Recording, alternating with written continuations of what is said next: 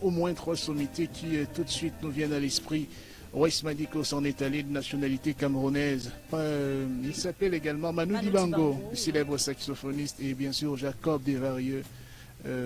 Voilà, que de têtes couronnées qui s'en sont allées. Grosse perte. Oui, voilà. Oui, ben pour le monde de la culture en général, parce qu'ils allaient bien au-delà du. Oui. Alors donc parfois la mort nous arrache ce qu'on a de plus précieux, de plus cher, mais en même temps elle nous en rend. Hein. C'est sûr qu'il y a des génies, des étoiles qui sont nées et qui sont en train de monter en puissance. Alors, Criticos, c'est l'instant le plus attendu de la journée sur la planète médiatique, sur le digital. On attend, et elles sont nombreuses, et les auditrices surtout, qui attendent l'histoire que tu vas encore leur conter aujourd'hui. Oui, c'est l'histoire de Pierre Pascal. Pierre Pascal qui nous dit qu'il a beaucoup souffert dans sa vie déjà. À l'époque, il vendait de l'eau glacée. C'était un vendeur ambulant. Ça veut dire qu'il portait son eau et puis il se baladait en plein soleil. Et tous ceux qui avaient soif pouvaient étancher leur soif grâce à son eau. Et il avait une cliente fidèle, quoi. Ouais. Il allait là-bas constamment. Bon, mais comme c'est un bel homme, ouais, parce qu'on dit que quand un homme dit que l'autre est beau, ça veut dire que lui-même l'a vu qu'il n'y a pas compétition. Donc moi-même j'ai regardé Pierre Pascal, j'ai dit que c'est pas mon niveau aussi. Oui, voilà. C'est Seigneur, c'est pas mon niveau là. Seigneur, c'est la combine que tu fais, c'est quoi? Mais comment tu Ou as... alors tu l'as créé en plein jour, tu étais là bien debout. Moi tu m'as créé quand tu avais sommeil.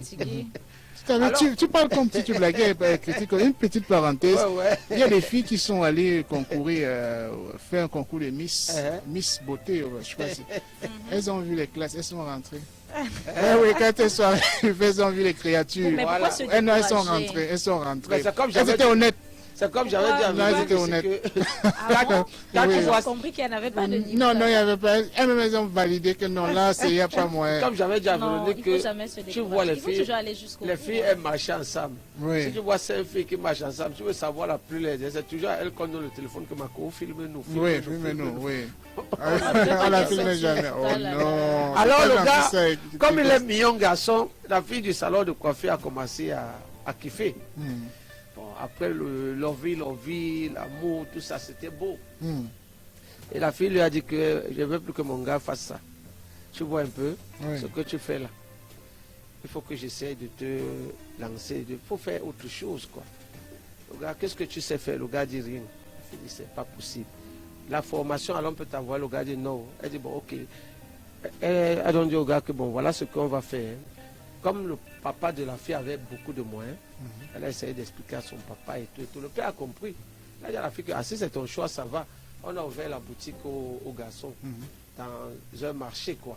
Il a une grande boutique, il vend un peu de tout, quoi. C'est comme un supermarché. Et c'est le gars qui a resté dans son salon de coiffure. Et après, ils ont commencé à habiter ensemble parce qu'il habitait chez la fille, c'est elle qui gérait au début. Et après, un homme, comme il a commencé à faire son boulot, après un an, il a dit, bon, madame, tu ne payes plus la location, je vais gérer.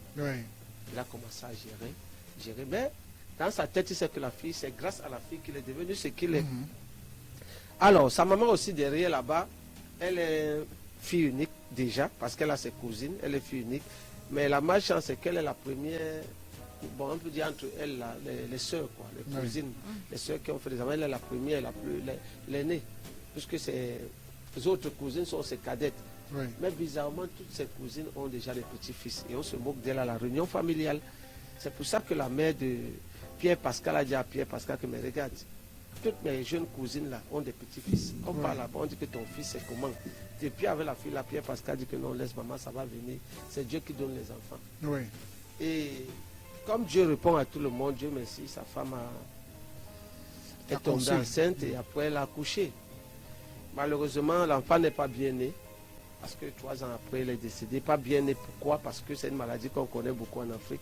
Je ne sais pas si en Europe, c'est connu aussi. Il est émacié. Ah, oh là. Tu sais, en Afrique. Voilà, drépanocytose. Voilà. Bon, il est émacié. Et vu là, le docteur a vu ça. Il les a dit que, bon, apparemment, le groupe sanguin a fait quoi? C'est pas bon entre vous. Le gars dit que non, il aime sa femme. Il a encore essayé que peut-être ça va donner. Le deuxième enfant est sorti la même chose. Il est toujours constamment malade. Oui. Tu vois un peu. Et Pierre Pascal nous dit, sa mère lui a dit, ouais, mon fils, quand tu accouches, tu sais bien que le jardin d'enfant, même si c'est comment, ici en Afrique, on n'a pas encore bien le médicament, tôt ou tard, même si c'est à 20 ans, à 21 ans, il va seulement partir. Mais cherche une autre femme, tu fais des enfants comme les autres, quoi. Entre-temps, alors, il a dit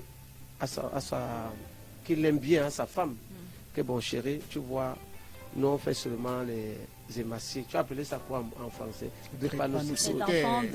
Non, ne dis pas émaciés, c'est ça, non? Bon, c'est violent, ça. C'est violent. Ouais. Ah, okay. Il y a ce qu'on appelle en français les euphémismes pour adoucir un peu l'information. D'accord, ok. Ok. Donc, alors, ce genre d'enfant, est-ce que je peux chercher une autre femme? Elle va me donner des enfants pour qu'ils soient aussi bien, ils grandissent bien et tout. La fille lui a dit que non, je ne veux pas. Elle ne veut pas en entendre parler. Je ne veux pas. On fait comment on continue avec ça. Oui. Si Dieu ne nous donne que ça, on va faire avec. Wow. Et entre-temps, la maman aussi est là-bas, elle met la pression que non, ce n'est pas bien et tout. Le gars se demande alors que, bon, dans ce cas-là, qu'est-ce qu'il doit faire? Puisque sa femme, en même temps, il ne veut pas décevoir celle qui l'a beaucoup soutenu dans la vie. Voilà, elle est devenue ce qu'il est et il aime bien. Lui-même, ce n'est pas trop dans sa tête de prendre une femme. C'est seulement que le problème qu'il veut aussi avoir des enfants. Qu'est-ce qu'il doit faire dans ce cas? Voilà l'histoire de Pierre Pascal. Voilà.